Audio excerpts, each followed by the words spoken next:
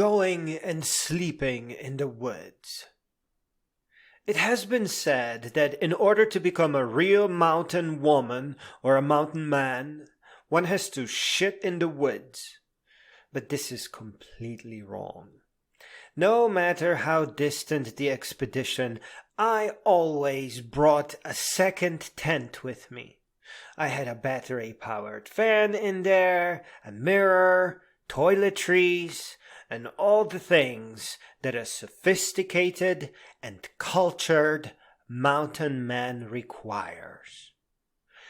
I know that this may invite ridicule from all the unsophisticated and uncultured people, but I, at least independently, invented the second tent idea, and I am proud of my invention.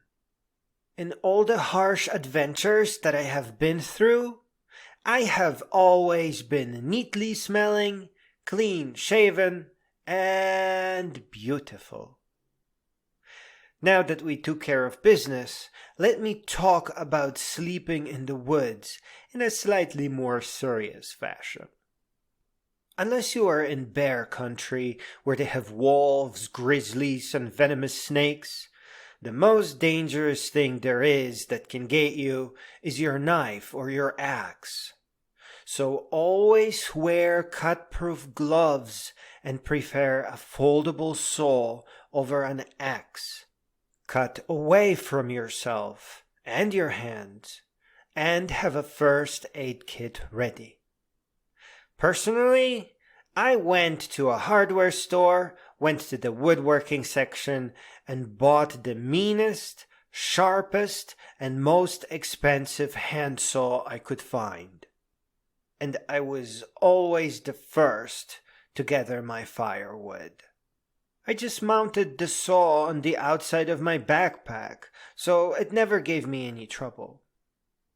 If you are going to sleep in Canadian wilderness, you will need a rifle, maybe a sidearm. I don't know if bear spray is a good idea. Frankly, it sounds like a spice. Well, unless you get it in addition to your firearms. And if you are going alone, consider learning to ride a horse so that she can keep watch duty while you sleep. Or just get a hard-shell camper to be perfectly safe. Wilderness like Nordhaus or any wilderness without big red danger signs may have some black bears, but these are raccoon-minded. They may charge you, but if you make yourself bigger and meaner by extending your arms and yelling loudly, or just going for their jugular with your teeth, the black bears will run away.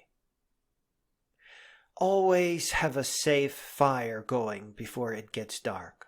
You start a fire by lighting match-sized sticks first, and then just go up in size, adding bigger and bigger sticks. I used to bring a fire starter with me, which is basically wood fiber and candle wax. They light easy and keep going until the large sticks are aflame. Oh, and you can never have too much firewood, so prepare a bigger pile than you think you may need for the night. Sleeping bags have ratings. Some are rated for summer weather, others for 32 degrees and even minus 15. But don't trust those numbers completely. If you are going to sleep in 50-degree Fahrenheit weather, get a sleeping bag rated for 32 degrees. You can always open it a little bit if it gets too warm, or just sleep on top of it. I had a cheap sleeping pad that went under the sleeping bag to isolate me from the cold ground, but it blew away in the wind once, and I never missed it.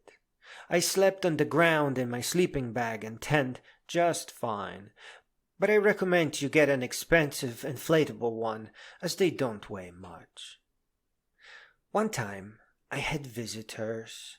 A mom and her teenage daughter moved in nearby, which was unusual for Nordhaus, as people are supposed to camp far apart.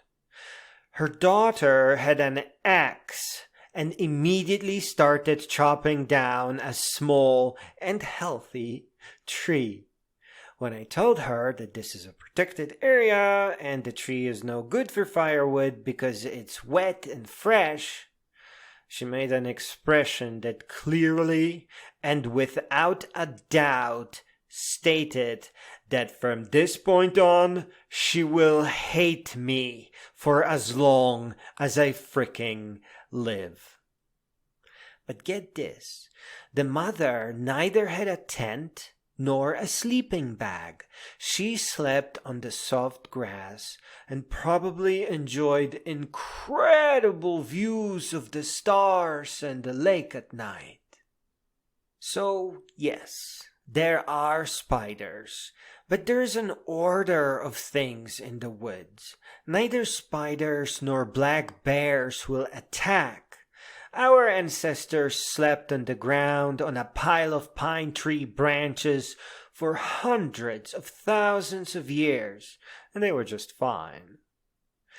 But I must say that in 2019, on one of my short bicycle adventures, I've noticed tick warning signs, and ticks continued popping up in the news in 2020 and 2021. Just use a tent. And do a tick check before going to sleep. And stay out of tall grasses. Stick to the trails. Some people that do venture in deep woods like to duct tape their pants to their shoes.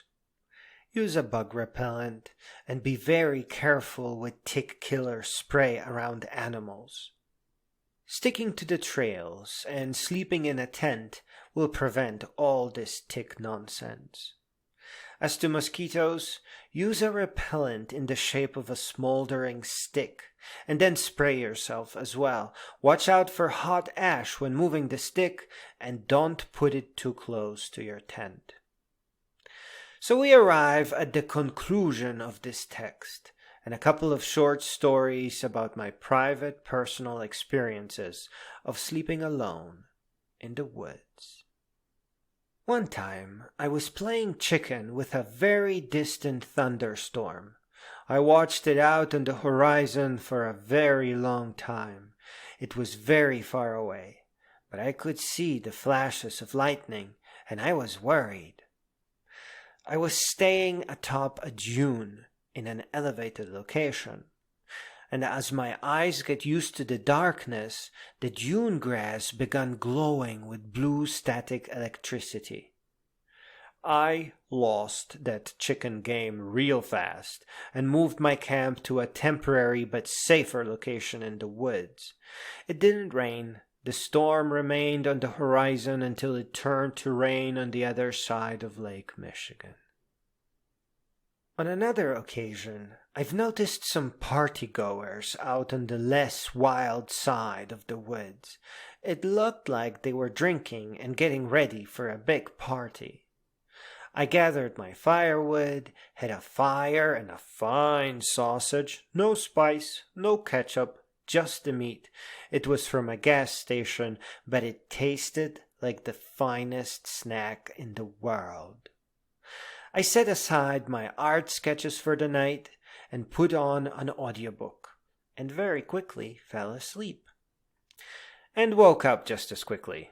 It was 11 p.m. or maybe 1 a.m., and it sounded scary. It was a scream, and it was getting closer. My first thought was witches and witchcraft. I sighed as I pulled out my hunting knife and readied for battle.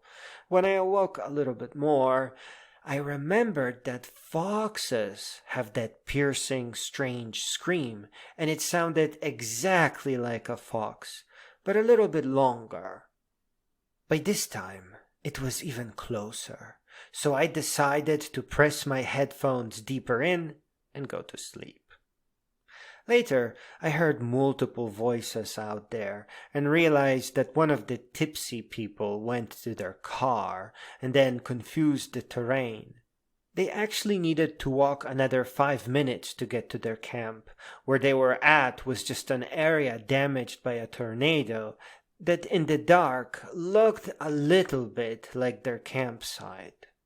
I did want to go and help, But they should not have gone alone, and they obviously had alcohol in their system. Plus, they weren't in any danger out there. The last thing this person needed was to see a neatly smelling mountain man crawl out of the woods and start babbling something about screaming foxes.